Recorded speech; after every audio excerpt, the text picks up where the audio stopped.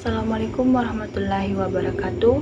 Perkenalkan, nama saya Sri Mulyani dengan NIM 220222054 reguler 2. Baik, di video ini saya akan menjelaskan materi mengenai bias-bias dalam pengambilan keputusan. Video ini dibuat untuk memenuhi tugas mata kuliah strategi pengambilan keputusan.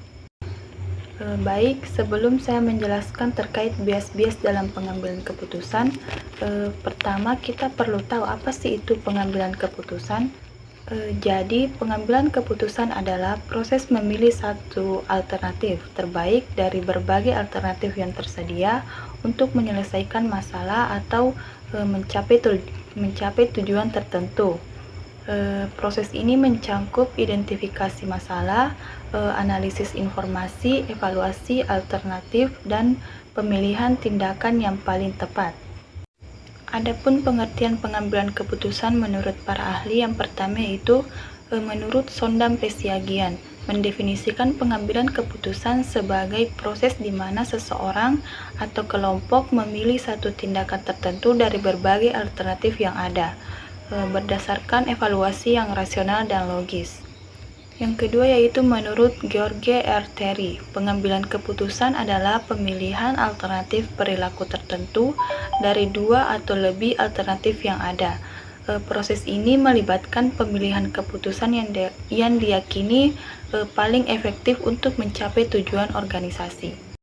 Selanjutnya, bias-bias dalam pengambilan keputusan. Yang pertama, bias konfirmasi.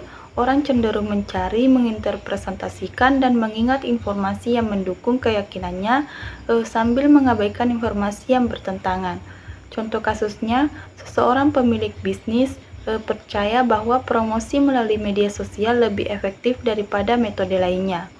Ketika menganalisis hasil kampanye, ia hanya memperhatikan data yang menunjukkan keberhasilan media sosial dan mengabaikan data yang menunjukkan efektivitas saluran lain seperti iklan cetak.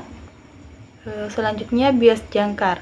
Keputusan seseorang terpengaruh oleh informasi pertama yang diterima atau jangkar, meskipun informasi tersebut mungkin tidak relevan. Contoh kasusnya, dalam negosiasi harga rumah, penjual memulai dengan harga awal 1 miliar, pembeli menggunakan angka ini sebagai patokan, meskipun nilai sebenarnya berdasarkan survei pasar hanya 800 juta. Yang ketiga yaitu bias ketersediaan. Keputusan dipengaruhi oleh informasi yang paling mudah diingat atau yang baru saja terjadi, bukan oleh data yang relevan secara keseluruhan.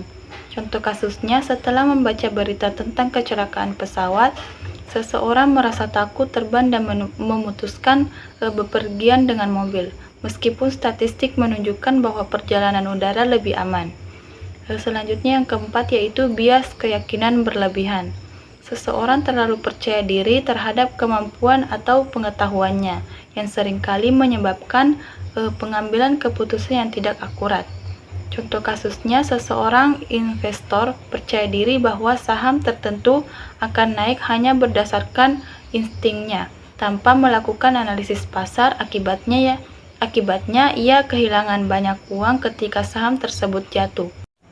Yang kelima yaitu bias status quo, kecenderungan untuk mempertahankan keadaan saat ini daripada membuat perubahan, meskipun perubahan mungkin lebih baik.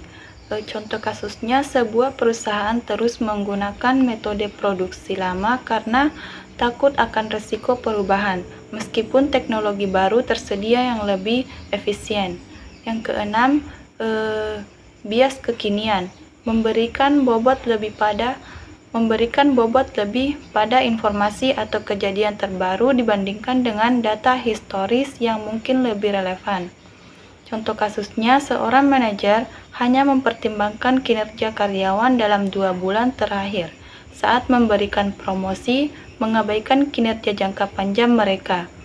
Selanjutnya yang terakhir yaitu efek halo, menilai seseorang atau sesuatu secara keseluruhan berdasarkan satu sifat positif yang mencolok.